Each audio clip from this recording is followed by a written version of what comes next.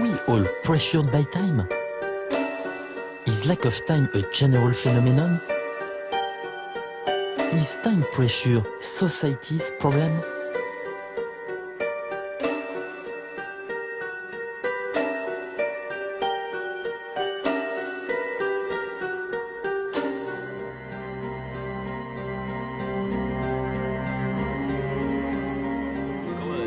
Si nuestro ritmo de vida, la velocidad a la que vivimos, estaba aumentando en todo el mundo.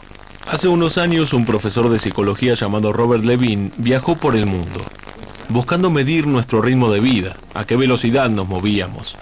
Así que nosotros repetimos su experimento en 32 países diferentes, durante el mismo día y a la misma hora local, para averiguar a qué velocidad se movían 100 personas a lo largo de 20 metros de vereda.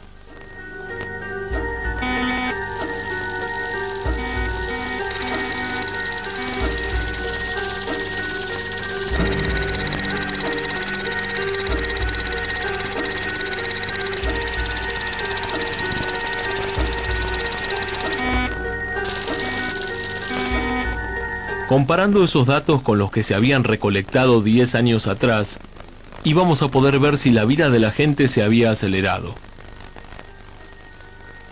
Y se aceleró, un 10% más. O sea que ahora nos movemos un 10% más rápido que hace una década. Tiene que haber un momento en el que dejemos de aumentar de velocidad, porque si no nos vamos a volver cada vez más rápidos. Y llegado a un punto va a ser una locura. Quizás ya estemos en ese punto. Quizás la velocidad a la que vivimos ahora sea la máxima a la que podemos vivir. Habremos alcanzado nuestro límite. Estaremos caminando a nuestra máxima velocidad posible. Hay una asociación londinense que no opina eso y está llevando adelante una campaña para crear una vía rápida para peatones en la calle Oxford, una de las más transitadas de Inglaterra. Jay Tyrell es parte de esa campaña.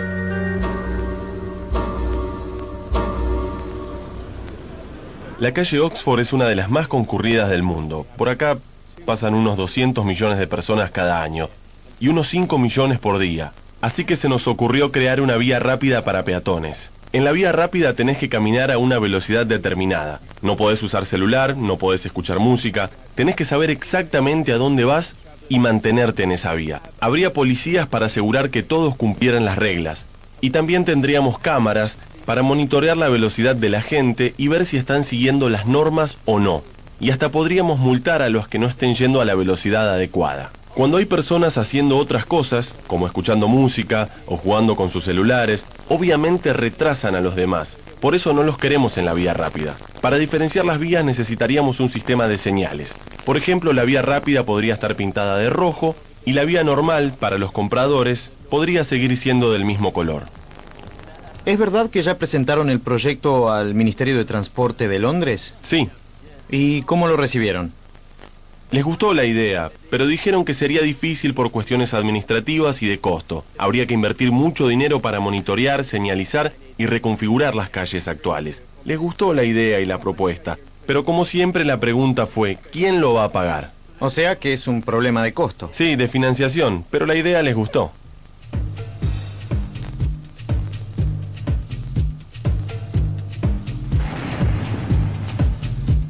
Creo que sería bueno para los que trabajan en Londres porque obviamente necesitan llegar rápido a sus trabajos. Si la sociedad quiere que camines más rápido, entonces tendrías que hacerlo. Pero, ¿a vos te parece bien que les pongan multas a los que caminan lento? Creo que si caminan lento por una cuestión de salud es entendible, pero es mejor caminar rápido. Es mucho más saludable. Si no pusieran multas, nadie lo respetaría. La gente se acostumbra. El sistema actual de multas funciona. Creo que todos respetaríamos a aquellas personas que tienen que llegar rápido a su destino porque nadie quiere hacerles perder tiempo a los demás. Los promotores de esta vía rápida planean llevar su proyecto a otras ciudades de Gran Bretaña y también a otros países. ¿Te gustaría tener una vía rápida en París? No, ¿Por qué? no me gustan las limitaciones. No me gusta que me obliguen a caminar rápido o lento. Prefiero la libertad. Estoy a favor de que la gente camine más rápido, pero en cuanto a las multas, sería demasiado. Educar sería más efectivo para difundir el mensaje entre la gente. La educación empieza en los jóvenes, entonces si les enseñamos a los chicos a caminar más rápido, mejoraríamos el tránsito peatonal sin tener multas. ¿Y pensás que deberían enseñarlo en las escuelas? Sí, por supuesto, es mucho mejor que lo aprendan de chicos. ¿Por qué no? ¿En qué se basaron para llevar adelante esta idea? Como dije antes, la calle Oxford es una de las más transitadas del mundo. Hay unos 200 millones de peatones por año, y la gente que camina diariamente por acá se enoja mucho con los peatones lentos, como los turistas. Puede llegar a ser muy frustrante. Hicieron un estudio en el que 9 de cada 10 personas experimentaban ira peatonal. Sí, exacto. Es un porcentaje muy alto, porque para nosotros es un problema grave. La ira peatonal es un fenómeno que puede aparecer en lugares muy frecuentados por peatones, cuando los más rápidos se enojan con los más lentos. Generalmente no pasa de un enojo, pero a veces puede salirse de control. La ira peatonal se cobró su primera víctima fatal, cuando un hombre fue asesinado a tiros por caminar demasiado lento.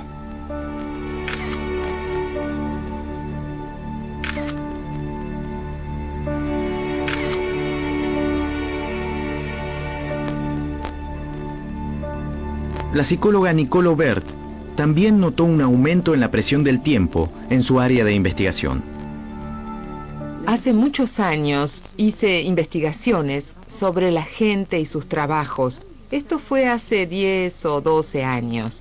Y la mayoría se quejaba por el estrés y el agotamiento, pero nunca nadie dijo nada con respecto al tiempo. Lo que me resultó impactante fue que en los últimos 10 años, cuando la gente me hablaba de sus trabajos, de sus experiencias en el trabajo, la gran mayoría mencionaba este aspecto, su relación con el tiempo, las presiones del tiempo, las fechas de entrega imposibles. Así empecé a ver este problema del tiempo. La gente me decía, si mi jefe quiere algo, tengo que cumplirlo inmediatamente. Tengo que estar listo para responder y actuar rápido en todo momento. Otra de las frases comunes era, todo es urgente, todo había que entregarlo ayer. Empecé a ver una problemática totalmente nueva. Nuestra manera de relacionarnos con el tiempo, de hablar sobre el tiempo, es sorprendente y a veces también alarmante. Para hablar del tiempo usamos metáforas. La primera metáfora es el río. Hablamos del tiempo como si fuera una metáfora del río que fluye y se nos escapa. De hecho, es una metáfora que usamos desde la antigüedad. La segunda de estas metáforas tiene que ver con la idea de la posesión. No tenemos tiempo, denme más tiempo, ahorramos tiempo, perdemos tiempo, necesitamos tiempo. Estas metáforas reflejan nuestro deseo de posesión, y ese es un factor muy importante en la relación que tenemos con el tiempo. Esto es algo que nació junto con el capitalismo, porque a partir del capitalismo el tiempo empezó a valer oro. Desde ese momento nos convertimos en una especie de máquina del capitalismo que tiene que funcionar cada vez más rápido para poder ganar cada vez más dinero. Sí. La aceleración es inherente a esta lógica. Y la tercera metáfora tiene que ver con la idea de la compresión del tiempo, de la explotación del tiempo. Es una idea mucho más reciente, apareció hace 15 años más o menos. La compresión del tiempo hace referencia a la idea de tratar de hacer una gran cantidad de actividades en un espacio relativamente pequeño. Agregamos cosas, las apilamos, las apretujamos, hacemos lo imposible para que entre todo aunque no haya lugar. Esa es la compresión del tiempo. Estas tres metáforas ilustran perfectamente el aumento de presión que sufrió nuestra relación con el tiempo y que efectivamente ahora está llegando a su punto máximo. Pero la presión del tiempo no afecta solamente a los adultos. Un gran número de sociólogos afirma que también incide en los niños. Ellos también sufren esta presión, a tal punto que ya no tienen tiempo para jugar. Ante esta situación, la empresa Lego le pidió a la socióloga Anne Flemmer que hiciera un estudio sobre el tiempo de los niños en 5 países diferentes. Ella presentó sus resultados en un informe titulado La desaparición de los juegos. Creo que es muy evidente que ahora los niños tienen menos tiempo para lo que nosotros, cuando éramos chicos, llamábamos juego libre. Ese tiempo en el que no se tiene que hacer ninguna otra actividad, en el que cada niño puede hacer lo que quiera durante un tiempo tan largo que le permite sumergirse en un universo de juegos y olvidarse de todo lo que lo rodea. Sí, considero que el tiempo de juego de los niños se redujo y además los juegos se volvieron más estructurados. El tiempo de ocio de los más pequeños ahora está ocupado con actividades preprogramadas cada vez más y más estructuradas. Hacen todo tipo de cosas. Clases de música, actividades deportivas, algunos hasta tienen clases de matemática o de lectura y escritura después de la escuela. Estas actividades preprogramadas comprimen y reducen el tiempo libre para jugar. ¿Cuáles crees que son los peligros de esta tendencia actual? ¿Qué podría pasar con estos niños cuando sean adultos? Para mí, si esta tendencia se mantiene, terminaríamos teniendo personas extremadamente buenas reproduciendo conocimientos, extremadamente buenas procesando datos, extremadamente buenas aprendiendo rutinas, pero que no serían tan buenas para pensar creativamente y para tener las innovaciones que necesitaríamos en el futuro. ¿Existe alguna manera de escapar de la presión del tiempo? ¿Hay alguna solución para no padecer esta tendencia generalizada?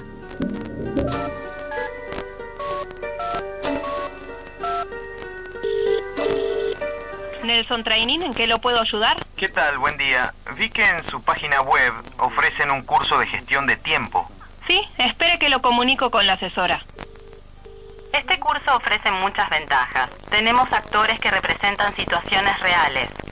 Los alumnos tienen la posibilidad de interactuar con ellos para poner en práctica lo que van aprendiendo y progresar. Entre otras cosas, les enseñamos a lidiar con los compañeros de trabajo que les hacen perder tiempo. Mira, si no hubieras hablado tanto, ya habríamos terminado. Discúlpame, pero ahora estoy ocupado. ¿Sí? O ahora estoy ocupado, después hablamos. No se trata de lo que dicen, sino de cómo lo dicen. Usen todas las herramientas, las expresiones, la voz, el lenguaje corporal, para que el mensaje se entienda. Te quiero mucho, somos amigos, pero ahora no puedo, ¿sí? Pero hay gente que no entiende que estás muy ocupado. Si querés que se vayan, entonces te levantás, abrís la puerta y de esa manera los invitás a retirarse. Mira, tengo un montón de cosas que hacer y estoy perdiendo el tiempo con vos, así que... Pero antes siempre tenías tiempo para mí. ¿Qué es el tiempo a fin de cuentas? ¿Qué es el tiempo? Una excelente pregunta. ¿Tenés la respuesta pregunta. a esa pregunta? Me lo pregunto muchas veces. ¿Y tenés la respuesta? No, me parece que tendría que hacer un Basta, curso. te fuiste por las ramas. Estás divagando. Respira hondo y decile que después lo charlan. ¿Y? ¿Ya se fue? Sí. Cerrale la puerta. Sí, por las dudas. ¿Cómo se traba? Así. ¡Déjenme salir! ¿Por qué no lo hice antes? ¿Ustedes conocen la técnica de gestión del tiempo que consiste en anotar lo que uno hace cada 15 minutos? Se empieza a la mañana y se continúa durante todo el día. Sí, eso se llama un registro de tiempos. Es un registro de lo que se hace. Es parecido a anotar los gastos que uno lleva para tener un control. Así que, aunque simplemente vayas al baño o hables por teléfono, tenés que anotar todo para poder llevar un control detallado. El problema es que la gente no suele hacerlo porque lleva tiempo.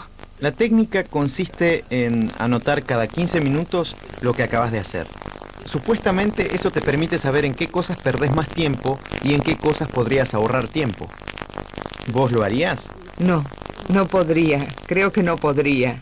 Yo por lo general me tomo mucho tiempo para hacer mis cosas, así que registrar todo lo que hago en tan poco tiempo sería una locura. Ellos tratan de hacer que la gente sea más eficiente y productiva, pero hay otros aspectos que no tienen en cuenta. Para entender mejor nuestra relación actual con el tiempo, Nicole Aubert se concentró en comparar al hombre de hoy con el hombre del Renacimiento y el hombre de la Antigüedad. Si nos remontamos a la antigüedad, el individuo ideal era aquel que vivía de manera equilibrada. El hombre estaba sujeto a las leyes de la naturaleza y la naturaleza había definido un mundo con límites, un mundo perfecto que debía ser respetado y de alguna manera imitado. El énfasis estaba puesto en la realización personal y para eso era esencial encontrar un equilibrio. Más tarde, cuando se realizaron los descubrimientos astronómicos más importantes, aquellos relacionados con la infinidad de las estrellas y del mundo, los límites se ampliaron y se ensancharon. Empezamos a tener una perspectiva más amplia de nosotros mismos y de nuestro mundo. El énfasis empezó a estar en el progreso. Hay un colega que llama al hombre de esa época el hombre en perspectiva. Es un hombre que puede proyectarse hacia el futuro y mirar hacia el pasado.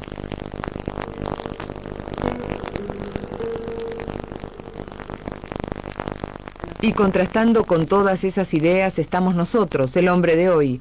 En la actualidad nuestros ideales son otros. Hoy vivimos en el presente, nos sentimos aplastados por el presente, no tenemos tiempo de mirar al pasado. Y además de eso, proyectarnos hacia el futuro nos resulta cada vez más difícil. Este hombre instantáneo de hoy no puede alcanzar una realización personal como en la antigüedad, ni tampoco puede progresar como en el comienzo de la era moderna, con los descubrimientos del siglo XVI. El hombre de hoy tiene que superarse a sí mismo en todo momento, está constantemente obligado a dar el máximo de sus capacidades en el menor tiempo posible. El hombre moderno ya no tiene tiempo para pensar, ni siquiera tiene la posibilidad de poner un freno y analizar lo que está pasando. Pero ¿cómo llegamos a eso? ¿Cómo pasamos de estar abiertos al pasado y al futuro a sentirnos aplastados por el presente? Para el investigador Robert Levin, el invento y la difusión del reloj mecánico fue lo que creó nuestra relación neurótica con el tiempo. El reloj nos alejó del tiempo natural, permitió un aumento de productividad y a la vez causó una estructura de tiempo más rígida. Lo que podríamos llamar un verdadero revuelo temporal. Pero ¿cómo fue que el reloj entró en nuestras vidas? ¿Cómo impuso progresivamente su ritmo en nuestras vidas? Robert Levin estuvo investigando estas preguntas.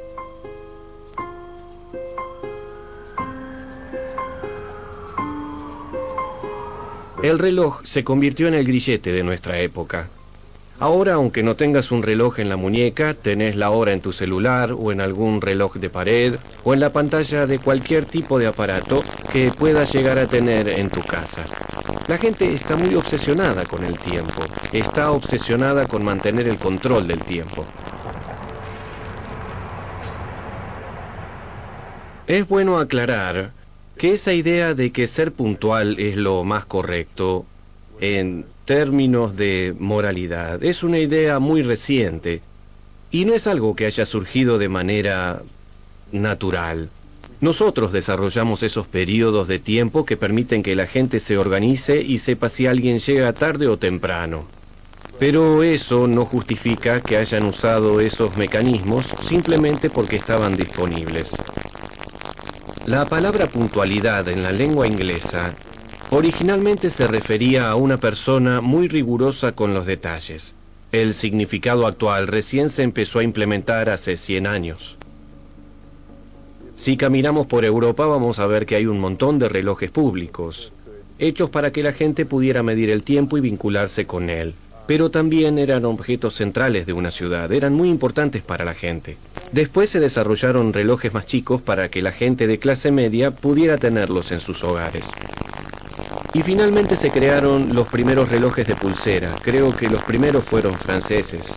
Los relojes de esa época eran objetos realmente extravagantes, así que me imagino que si ibas caminando y veías a una persona con un reloj como esos, al principio debía parecerte algo muy extraño y gracioso. Notablemente, el desarrollo de estos relojes, de estas piezas precisas de tiempo, surgió justo después del comienzo de la Revolución Industrial, así que la disponibilidad del tiempo para un rango amplio de personas estaba apareciendo en el momento perfecto para los negocios. Y lo que descubrimos es que había personas que estaban ascendiendo y que estaban comercializando el valor de vivir según la hora del reloj, de ser puntual y de hacer que cada minuto cuente.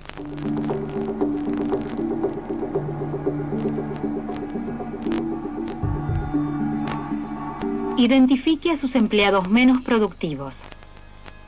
La mayoría de los empleados sabe llegar a tiempo. Si una mañana llegan tarde, al otro día intentarán llegar a tiempo. Pero la experiencia demuestra que, pase lo que pase, los empleados impuntuales nunca cambian. La única manera de asegurar que los empleados aprecien el valor del tiempo perdido es haciendo que paguen por él. Con un sistema internacional de registro del tiempo, usted puede evitar las pérdidas controlando quién llega tarde y quién se va antes.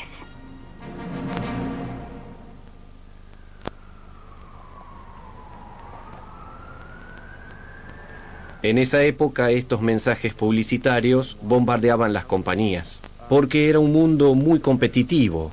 El tiempo era oro y si perdías el control de ese tiempo, entonces ibas a fracasar. Pero también había mensajes publicitarios más encubiertos. Esta es una escuela primaria de la ciudad de San Francisco, en California. Es un lugar donde nuestros niños están aprendiendo algunos de los valores básicos que probablemente van a mantener durante toda su vida. Si estos alumnos hubieran estudiado en una escuela como esta, hace solamente unos 120 años, estarían leyendo libros que promocionarían la moralidad absoluta de vivir de acuerdo al reloj. No solo la utilidad y el beneficio de aprender a leer la hora, sino también las consecuencias de vivir según el reloj, que a veces podían estar ligadas con la vida y la muerte. Si se fijan en los textos escolares, por ejemplo en los libros de texto de McGuffey de la década de 1880, que eran muy usados en las escuelas estadounidenses, van a poder ver esta idea de que el tiempo era algo que la gente tenía que aprender. Y era una idea que a veces se promocionaba de una manera poco feliz. Les voy a leer un párrafo de un libro de 5º grado. Un tren circulaba por la vía casi a la velocidad de la luz. El conductor estaba atrasado, pero esperaba pasar la curva sin problemas. De repente hubo un choque. Los hierros se retorcieron y 50 almas murieron. Todo porque el maquinista estaba atrasado. Napoleón murió estando preso en Santa Elena porque uno de sus oficiales llegó tarde. Después los mensajes fueron más dramáticos. Había mensajes que decían que podía provocar la caída de la economía o una guerra y que eventualmente podía hacer perder esa guerra. Y sin duda también podía causar la destrucción de una relación sentimental. Así que por un lado los chicos de 5º grado escuchaban todo eso y por el otro las compañías intentaban persuadir a los adultos sobre la necesidad de tener mecanismos para controlar los horarios.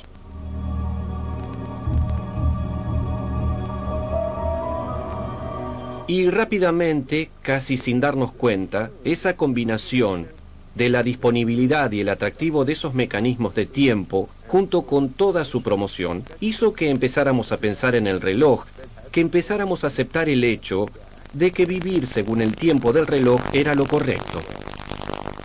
Siempre había rebeldes que se oponían, siempre había gente que hablaba de su propia percepción del tiempo, pero no tenían recursos, permanecían al margen, eran considerados exóticos. La idea generalizada era que si querías conseguir algo, si querías avanzar en el mundo moderno, tenías que adaptarte al tiempo del reloj.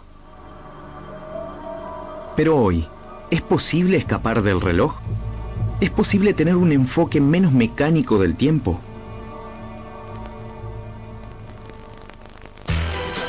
Soraya es una extremista. Eligió defender su enfoque natural del tiempo, cueste lo que cueste. ¿Pero es posible prescindir del reloj cuando todo el mundo lo obedece? Hace 20 años que llego tarde a todas partes. Al principio pensaba, ¿cómo puede ser? Algo raro me pasa. Me levanto 3 horas antes y aún así llego tarde. ¿Cómo es posible? ¿Qué tengo que hacer? Y finalmente, después de un tiempo, pude entender qué me pasaba. Mi ritmo es un ritmo natural. Estamos dominados por el sonido de los despertadores, por los relojes, por las alarmas, por los horarios, y entendí que yo rechazaba cualquier tipo de condicionamiento. Yo respeto a todos. Nunca critico a nadie por llegar tarde o estar apurado. Cada persona es diferente y yo no soy quien para cambiarla. ¿No? Es verdad. Cuando es a propósito puede ser una falta de respeto, pero yo no lo hago a propósito.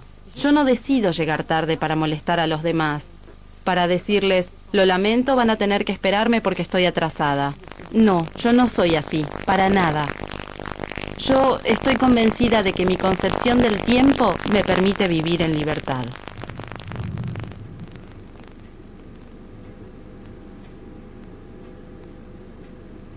¿Es difícil convivir con su concepción del tiempo? Sí, es muy difícil. ¿Para vos o para mí?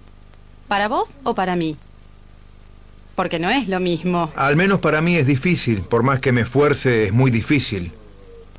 Convivir con una persona así puede llegar a ser realmente agotador. Es una locura. Es complicado, muy complicado. A veces siento que voy a explotar. ¿En serio? ¿Está bien? ¿Estás atrasada? Sí, 15 minutos atrasada. Estás 15 minutos atrasada, pero no pensás apurarte, ¿no? ¿Sí? Yo soy así. Sí. ¿Les importaría irse? ¿Estás cansado? Basta, por favor, no me molestes. Ya es suficiente. ¿Puedo saber qué te pasa? No, ya es suficiente, ¿está bien? Están filmando. Estoy harto de todo y no fui a trabajar. ¿Por qué? ¿Eh? Porque estaba cansado. Siempre es lo mismo. Siempre estás dando vueltas. Mira, o querés vivir conmigo o querés vivir sola. Decidite. Déjame tranquilo, ¿sí? Quiero que se vayan. Por favor, váyanse. Bueno, nos vamos. Te estoy hablando en serio. Quiero que se vayan. Vamos, Javier. En serio, vayan. Bueno, nos vamos. Agarra tus cosas y andate. Si no me voy a volver loco. Sí, nos vamos. Hay que dormir 8 horas, comer a una hora determinada. Pero si yo no estoy cansada, no quiero dormir. Y si no tengo hambre, no quiero comer. Siento que el tiempo nos está gobernando.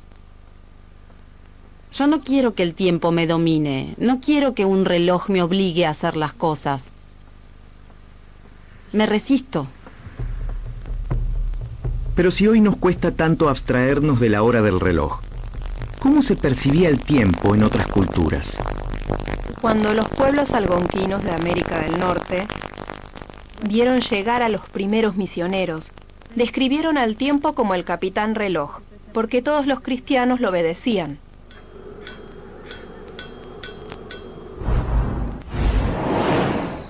El pueblo cabilio de Argelia dice que el reloj es el molino del diablo. Y la velocidad es algo demoníaco y muy competitivo. En todo el mundo hay una enorme cantidad de maneras diferentes de ver el tiempo.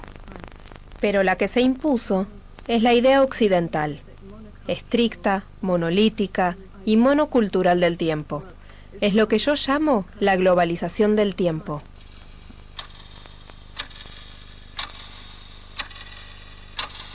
También siento que hay una gran falta de respeto cultural cuando, por ejemplo, la gente dice que alguien vive según la hora mauritana, o la hora mexicana, o la hora india, o la hora africana. Yo creo que es una actitud bastante racista. Es como si dijeran, esas personas no son rápidas, no son ingeniosas, no están a la altura de las demás. Y en realidad, lo que ese tipo de actitudes no logra apreciar es que hay una profunda belleza inherente a esas culturas que viven más despacio, que se preocupan mucho más por la importancia psicológica del momento. El tiempo es lo contrario a los relojes. Es como describir un paisaje. Por lo general, uno no lo describe hablando de las hectáreas y los metros que tiene, sino hablando de los árboles, las montañas y los ríos. Y para mí, con el tiempo es lo mismo. Para mí, lo que pasó a partir de la Revolución Industrial fue que el tiempo se convirtió en una especie de paisaje cercado y alambrado, por el mismo motivo por el que se cerca una tierra, para obtener ganancias. A mí me parece que si una sociedad tiene el tiempo tan cercado, tan contenido, tarde o temprano la gente se va a rebelar. Los relojes empezaron a ponerse en las puertas de las fábricas en 1830 y en Gran Bretaña los trabajadores los destrozaron porque estaban muy enojados. Para ellos era una ofensa contra el espíritu humano, así que decidieron romperlos. Pero ahora para nosotros se convirtieron en algo habitual. La gente está acostumbrada a esa idea, pero soy consciente de que siempre hubo una especie de furia oculta y clandestina contra la dictadura del reloj. ¿Esa furia oculta sigue viva en la actualidad? ¿Hay personas luchando activamente contra la idea moderna del tiempo? ¿Hay organizaciones combatiendo la dictadura del reloj? ¿Existen grupos que estén organizando una resistencia? Hay un nuevo movimiento que está emergiendo. Está presente en 40 países y se dedica a atacar nuestra idea contemporánea del tiempo. Carl Honoré es miembro de este movimiento y, al igual que Soraya, lucha contra el reloj, pero desde otro frente. Él forma parte del Movimiento Lento, una organización que lucha contra la cultura de la velocidad. Creemos que en el siglo XXI, la lentitud juega un papel importante. Algunos de los mensajes más desgarradores que llegan a mi página web son de adolescentes al límite del agotamiento, rogándome que les escriba a sus padres para ayudarlos a bajar el ritmo, a liberarse de su rutina acelerada. Y creo que lo más revelador es que las universidades más importantes, que son el motivo por el cual los padres ahogan tanto a sus hijos, están notando que el nivel de los alumnos que ingresan disminuyó. Esos chicos tienen notas altísimas, tienen todo tipo de actividades extracurriculares, tienen un futuro prometedor, pero les falta chispa, les falta capacidad creativa, no saben soñar. Por eso estas universidades idílicas están empezando a mandar el mensaje de que tanto padres como alumnos tienen que frenar. En Harvard, por ejemplo, mandaron una carta a todos los alumnos diciéndoles que les iba a ir mejor en la vida y mejor en Harvard si bajaban un poco el ritmo, si se tomaban el tiempo para disfrutar de las cosas que hacían o simplemente si se tomaban el tiempo para no hacer nada. Esa carta que mandaron se llamaba Bajen el ritmo, un nombre revelador.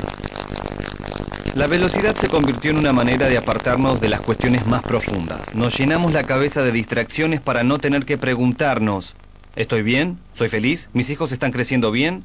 ¿Los políticos toman buenas decisiones en mi nombre? Pero la pregunta más importante hoy ¿es posible bajar el ritmo? Y me alegra poder decirles que la respuesta es un rotundo sí.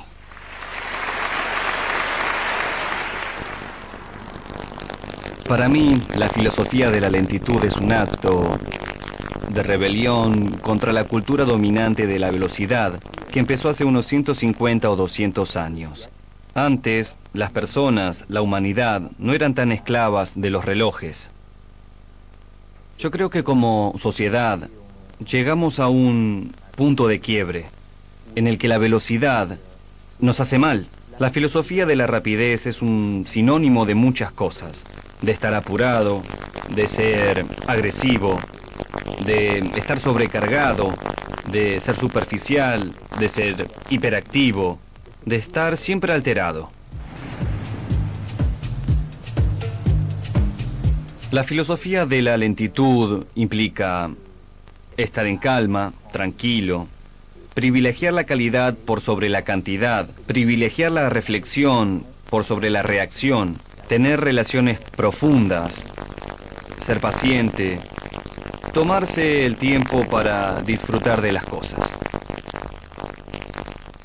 Cada vez que prendo la computadora, leo los mails y me encuentro con todo tipo de cosas, desde pedidos de ayuda hasta mensajes de gente que me dice que mi trabajo le cambió la vida. Eso me ayuda a mí a seguir cada vez que siento que tengo que parar.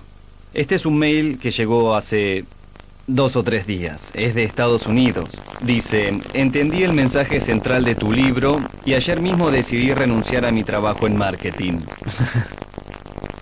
Dentro de un mes voy a empezar a trabajar como guía en las montañas de Sierra Madre en México. Rita, sé exactamente cómo te sentís.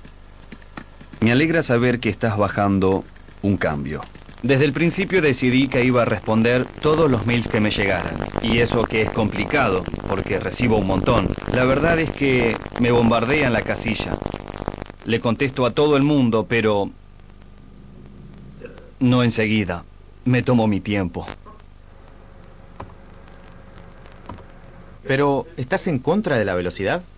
En general, la velocidad nos dio muchísimas cosas positivas, o sea que también puede ser algo bueno. Ojo, en realidad yo no soy un fundamentalista de la lentitud, a mí me gusta la velocidad.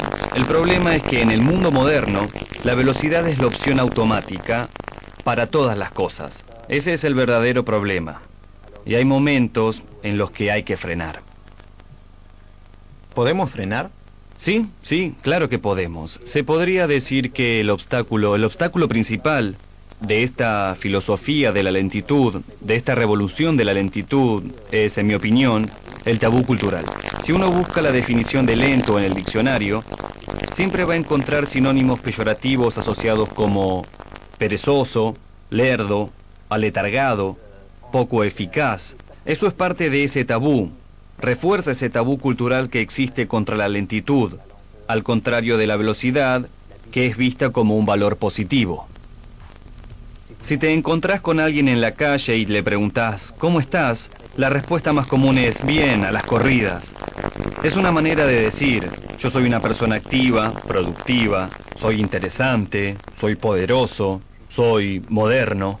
Estar ocupado, estar apurado, es la prueba de mi éxito. No tengo tiempo para hablar o para tomar un café. Soy muy importante y no tengo tiempo. Pero la hiperactividad, ¿siempre fue un modelo a seguir? Jonathan Gershuny, director del Departamento de Sociología de la Universidad de Oxford, se interesó en esa cuestión. Yo creo que la verdadera respuesta a la pregunta de ¿por qué la gente dice que siente presión?, tiene que ver con una cuestión de representación social. Está ligada a lo que el maravilloso sociólogo Thorstein Veblen llamó la insignia de honor. El ocio, a comienzos del siglo XX, era la manera perfecta de mostrar que eras miembro de la clase dominante. Heredabas la fortuna de tu padre y usabas ese dinero para vivir continuamente del ocio. Pero eso cambió. Sí, eso cambió. En aquella época, lo más común era que los hijos heredaran la fortuna de sus padres siendo jóvenes, porque generalmente se morían cuando los hijos tenían 20 o 30 años. Pero ahora, los padres ya no se mueren a los 40 o a los 50 años, sino que llegan hasta los 60, se retiran y después suelen pasar 20 o 30 años gastando la fortuna que, en otra época, ya habría estado en manos de sus hijos. Entonces, ¿cómo reproducen ahora su posición social? Lo que hacen es entrenar y educar a sus hijos para que puedan conseguir un trabajo en el que puedan usar sus habilidades para ganar buenos sueldos. Hace unos 100 años, un millonario típico era alguien que se sentaba en su sillón y apilaba los billetes que le había dejado su padre. Hoy, el millonario típico sigue siendo el hijo de otro millonario, solo que ahora también es un abogado, o un banquero, o un ejecutivo de alguna compañía, y está obligado a hacer algo para ganarse el dinero. Ese es el resultado final. Ahora la clase dominante no está relajada, no vive del ocio, sino que está ocupada. Así es como demuestran que son miembros de esa clase, estando ocupados. En la era moderna, estar ocupado es la insignia de honor como lo era el tiempo libre hace 100 años. Sí, es parte del estilo actual. Es una especie de modelo de modernidad, o al menos lo era hace algunos años. Puede que ahora estemos ante el modelo definitivo. Alguien que siempre está corriendo, que siempre está ocupado, que siempre tiene miles de actividades, pero que sin embargo encuentra el tiempo para frenar de vez en cuando y realizar alguna actividad para relajarse, pero sigue siendo una actividad. No es tiempo libre. No, no es tiempo libre. Es una actividad programada y él controla su duración. Pero hay que decir que ese modelo de referencia no es el mejor. La actividad constante no es buena. Y tampoco lo es la necesidad de ocupar el tiempo. Eso hace que nos apartemos de toda la fuerza, de toda la intensidad que podemos encontrar cuando vivimos con un ritmo más lento. Y también de los beneficios de tener tiempos más flexibles, tiempos que permitan liberar la mente. ¿Qué opinan los peatones? ¿Piensan que el tiempo flexible está subestimado? Y si la hiperactividad es un modelo, ¿cómo se sienten ante la posibilidad de no hacer nada? Para mí no hacer nada sería algo trágico. Compadezco a la gente que vive así. Es bueno estar siempre activo, hacer cosas constantemente. Yo creo que hacer algo es vivir, es existir. Es algo esencial para todos nosotros. Y no hacer nada es como no existir. ¿Creen que por lo general está mal visto no hacer nada? Sí, está mal pero visto, porque sí. está mal interpretado, ¿sabes? Porque la cabeza siempre está trabajando aunque no estés haciendo nada. Me encantaría, pero no suelo darme el lujo de no hacer nada. ¿Y por qué? Porque voy a quedar como una vaga. ¿Cómo te sentís cuando estás en esa situación? ¿Cuando no hago nada? Sí. Enseguida trato de encontrar alguna actividad, lo que sea. En mi familia son todos hiperactivos, así que no quiero ser la excepción. En realidad me encanta estar sin hacer nada, tener tiempo para soñar y pensar. Pero siento que está mal, que si no hago nada, estoy en falta. Hay que ser muy fuerte para no seguir ese modelo. Hay que ser fuerte para plantarse y decir, yo elijo vivir así. ¿Y creen que va a ser peor para las generaciones futuras? No, yo creo que algún día va a mejorar, pero primero hay que dejar que termine esta histeria colectiva. La insignia de honor de la próxima generación podría ser el tiempo libre o el trabajo duro, no es imposible saberlo, dependerá de la moda. Lo único que podemos afirmar con seguridad es que la cantidad de trabajo que la sociedad necesita para no perder el ritmo y no estancarse va a seguir disminuyendo como lo viene haciendo durante los últimos 150 años. Es verdad. Las máquinas no dejaron de reemplazar a los hombres en las fábricas, y esa mecanización es la que permitió la constante reducción en la jornada laboral. En 1820 se trabajaba un promedio de 70 horas por semana. En 1860 fueron 60 horas. En 1960, 40 horas. En la actualidad, la gente piensa que con los avances tecnológicos, la jornada laboral podría reducirse a 20 horas semanales para el año 2015.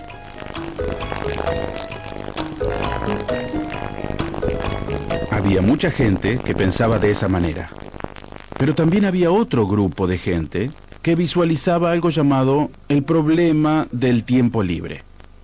Ellos decían, miren, si eliminamos todos estos trabajos, entonces, ¿qué es lo que va a poder hacer la gente? Si leemos, por ejemplo, a Lord Keynes, vamos a ver que él decía que el problema principal para nuestros nietos no va a ser el típico problema económico de alimentarse. En lugar de eso, su problema va a ser mantenerse ocupados. Es imposible negar que estamos a punto de suprimir completamente la mano de obra. Tenemos máquinas que van a usar inteligencia artificial para dirigir una fuerza artificial capaz de fabricar productos complejos. Básicamente, lo que pasó es que el futuro que preveían en los 60 prácticamente se hizo realidad. La mano de obra está a punto de suprimirse. Pero reemplazamos el trabajo manual en fábricas y en la tierra, inventando otros tipos de trabajo. Y así solucionamos el problema. Así es como ocupamos el tiempo. Y por supuesto, todo esto se relaciona con el argumento de que en realidad queremos estar ocupados. Según el profesor Gershuny, llenamos nuestro tiempo de trabajos nuevos para mantenernos ocupados. Y en lugar de aprovechar las máquinas para trabajar menos, las usamos para producir cada vez más rápido. Y eso va a tener otra consecuencia en nuestro tiempo personal. Bueno, no se trata solamente de producir más. Si la productividad creció, significa que este año, en una hora de trabajo, hiciste más cosas que en una hora de trabajo el año pasado. También significa que si querés que tu economía siga funcionando a toda máquina, tenés que consumir más por hora. Así que tenemos la palabra productividad o aumento de la productividad para referirnos al crecimiento de lo que se produce por hora. Pero yo inventaría la palabra consumividad para hablar del consumo por hora, porque hay que tener un incremento del consumo constante para igualar el crecimiento de la productividad y para mantener la economía en orden. Se consume cada vez más y como se compran cada vez más servicios, hay que pasar más tiempo consumiendo más y más. Para que las ruedas de la economía sigan girando, hay que consumir incesantemente. Pero si la presión y la falta de tiempo son consecuencias de nuestras elecciones sociales, ¿no seremos simplemente víctimas de un sistema que nos obliga a vivir cada vez más rápido? Toda persona que viva apurada, si de verdad lo quiere, puede cambiar. En casi todos los casos uno puede bajar el ritmo. Eso no quiere decir que sea lo que hay que hacer. Hay gente a la que le encanta vivir apurada, que siente la necesidad de vivir así. Para ellos es una fuente de placer, los impulsa, los hace sentir vivos. Es un sentimiento que está presente en muchas personas. Yo lo llamo adictos a la presión. Encontramos un chivo expiatorio muy conveniente. El tránsito, el transporte público, la aglomeración urbana. Y sí, es verdad. Eso no mejora la situación. Pero la razón más profunda no está en las calles. La razón está en nosotros. Somos todos nosotros los que creamos esta carrera contra el tiempo porque queremos hacer cosas, hacer más cosas, hacer mejores cosas, vivir al máximo, multiplicar nuestra actividad todo lo que nos sea posible. Eso se convirtió en una obsesión. Sentimos que solo tenemos una vida y no queremos desperdiciarla. Eso explica nuestra búsqueda de vivir con intensidad, de experimentar cosas nuevas, de vivir momentos diferentes, de tener nuevas sensaciones y estímulos. Nos asusta el vacío, la sensación de no hacer nada porque así sentimos que estamos fracasando.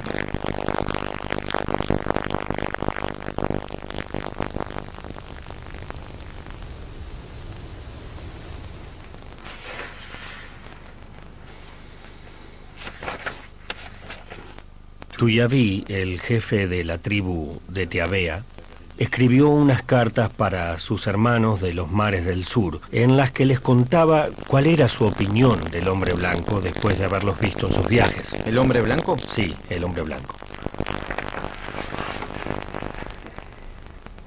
Pasamos 1000 años pensando, fabricando herramientas, creando un sistema, una civilización. Bueno, no estoy criticando, las cosas fueron así, pero en ese tiempo otros pueblos evolucionaron diferente.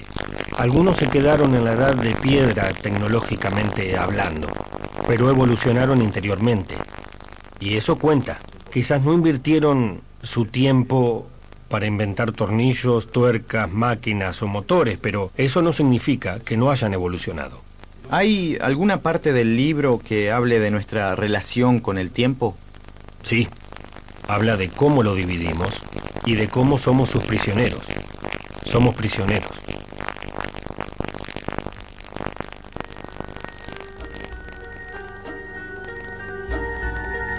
En Europa hay muy poca gente que tenga tiempo, o quizás ninguna. Casi todos están corriendo, atraviesan la vida como una flecha. Hay hombres blancos que dicen que nunca tuvieron tiempo.